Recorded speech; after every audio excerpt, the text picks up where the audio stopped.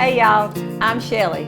I'm a farmer's wife, author, radio host, and speaker. I live in Lake Providence, Louisiana with my farming husband, Phil. And I believe in simple country food. Food that doesn't take a culinary degree to execute and hours in the kitchen to pull off, because ain't nobody got time for that.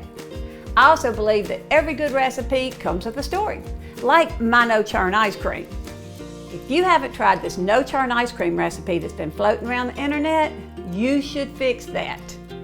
I'm gonna make some for y'all today, along with balsamic marinated strawberries and hot fudge.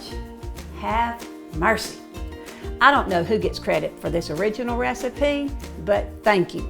It is killer good and super easy. 3 ingredients, 1 blender, magic. We're gonna start with 2 cups of heavy cream. We'll put this in our blender and turn it on high.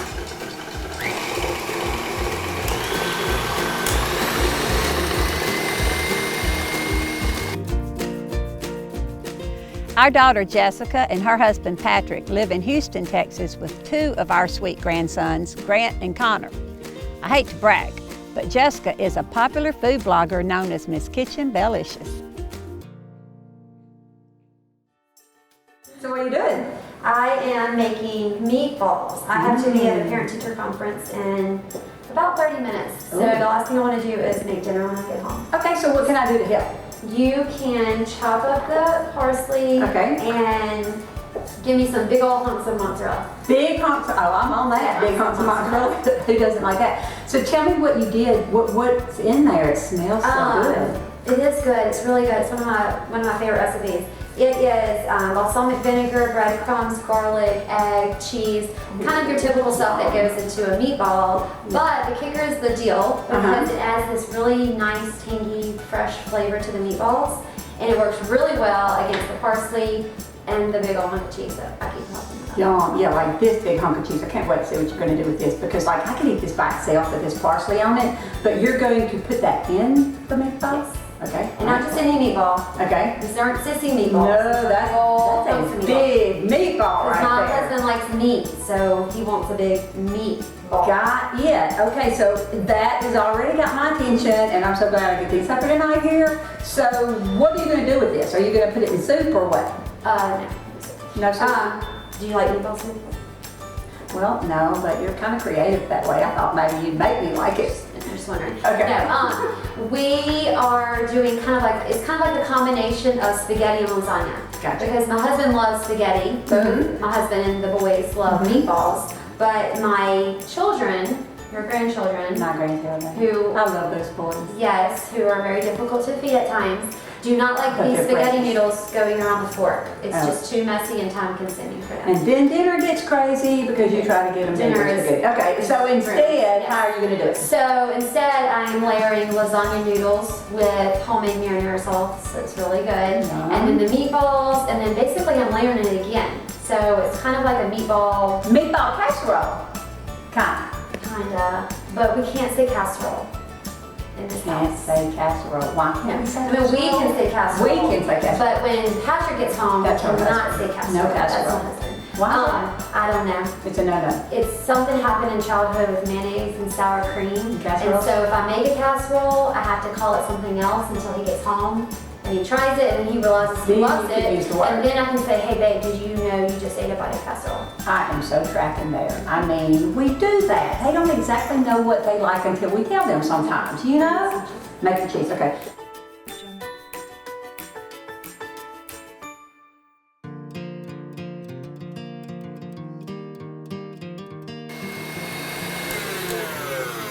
Okay, so once your cream starts whipping like that, then we're gonna add some sweetened condensed milk, like hello. I mean, could you just drink that? I could, but I don't, I really don't. Okay, you add your sweetened condensed milk, and then you go again. I know, rocket science, right? Okay, so once it gets blended together, we're gonna add a teaspoon of vanilla. You could measure this, I don't tend to. Stir it some more, put it in the freezer. A couple hours later, you have ice cream. It's that easy. I, however, already have some ice cream so that I can tell you about those balsamic strawberries I was mentioning and the hot fudge. Oh my goodness. Okay, so these berries, super easy, anyone can do it. All I did was wash them, slice them, covered them with about a cup of sugar, added balsamic vinegar to cover the berries and let them marinate. That's it, about an hour, and you have got the best tasting berries you'll ever put in your mouth. My hot fudge recipe, it's on my website, allthingssouthern.com. This is what you're gonna do. You're gonna take some ice cream. Okay, you follow these steps. Strawberries, oh, I'm getting eager already. Hot fudge, yeah baby. And then, I think you can figure out the next part, right?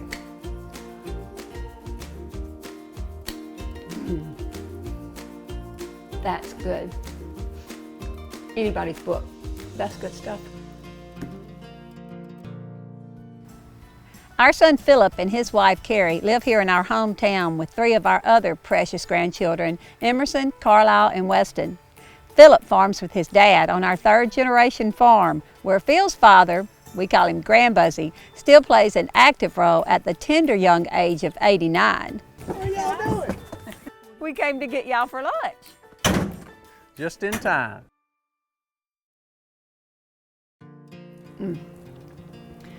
I promised y'all a story, didn't I? Is this not better than finding an electric ice cream maker, rounding up all the parts, and running to the store for rock salt because you never have any on hand? Okay, maybe that's just me, but here's the point. This slays the ice cream making madness of my childhood.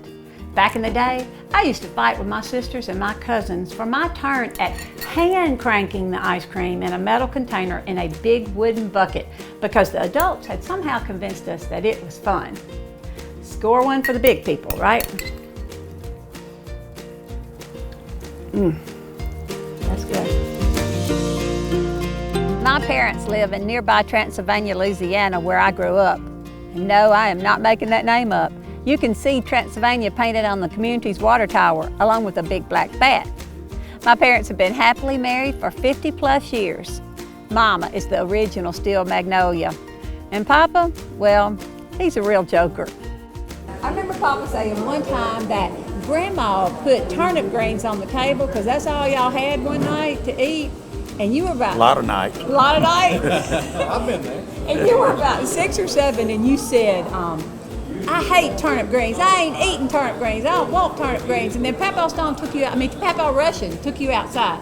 What'd you say when he brought you back in? Pass me the turnip green, please.